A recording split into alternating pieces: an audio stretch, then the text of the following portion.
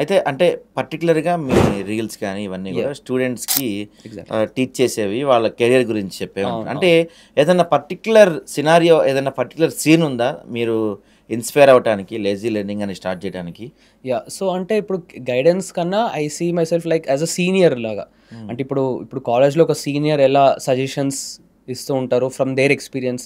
I హ్మ్. Consider myself like that అనమాట. Just okay. Sharing my experience. Okay. నేను నా వేలో ఏమేం ఫైండ్ చేసుకున్నానో అదే that I share with the students. హ్మ్. అండ్ ఈవెన్ నేను కాలేజ్‌లో ఉన్నప్పుడు కూడా apart from studies I used to be in extra curricular యాక్టివిటీస్‌లో ఎక్కువ ఉంటుండే నేను. హుహు. చెప్పాను కదా! హ్మ్. థియేటర్స్, హ్మ్. హ్మ్. హ్మ్. డ్రామాటిక్స్ అని, నాటకాలు అవి ఎక్కువ బాగా చేస్తున్నాను. Stage dramas, okay. Stage shows almost college లైఫ్‌లోనే ఒక 35 కాంపిటీషన్స్ దాకా నేను వెళ్ళాను. హుహు. ఇంకా మనకి నంది నాటకోత్సవాలు తెలుసా హ్మ్. అండి? హ్మ్. అవి హ్మ్. గుంటూరులో పెట్టారు. ఓకే. సో, నంది నాటకోత్సవాల్లో ఐ రిప్రజెంటెడ్ హుహు. మై మా థియేటర్ గ్రూప్‌ని. So, okay. అక్కడ మాకు సర్టిఫికేట్ స్టేట్ గవర్నమెంట్ ఇంకా మనకి ఆహ్, ఆహ్, ఫిల్మ్ డివిజన్ వాళ్ళ నుంచి కూడా సర్టిఫికేషన్ వచ్చింది.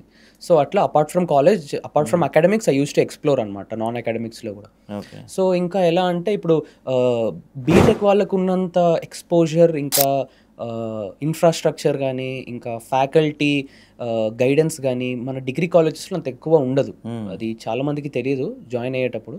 సో, నేనేమనుకున్నానంటే, నేను అప్పుడే ఫస్ట్ ఇయర్ నుంచి ఐ వాస్ లైక్ సెల్ఫ్ రీసెర్చింగే చేస్తుండేను ఎక్కువ నేను.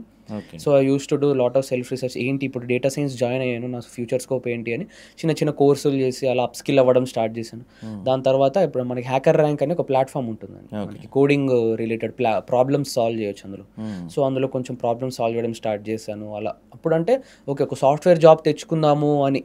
అంతే కదా! లైక్ హ్మ్. ఆల్మోస్ట్ హ్మ్. ఎవ్రీ అవునవును. స్టూడెంట్.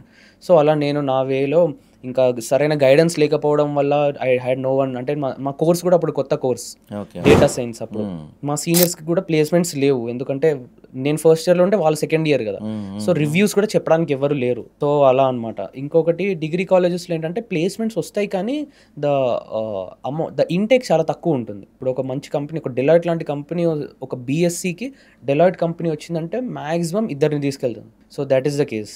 సో, అందుకని ఆ కాంపిటీషన్ అనేది చాలా ఎక్కువుంటది. So, okay. ఇంకా కంపెనీస్ కూడా చాలా తక్కువొస్తాయి. సో, అందుకనే బయట సెర్చ్ చేసుకుందాం అని చెప్పి నేను ఫైనల్ ఇయర్‌లో బయట నాకొక ఇంటర్న్‌షిప్ వచ్చింది. ఒక ఏఐ స్టార్టప్‌లో.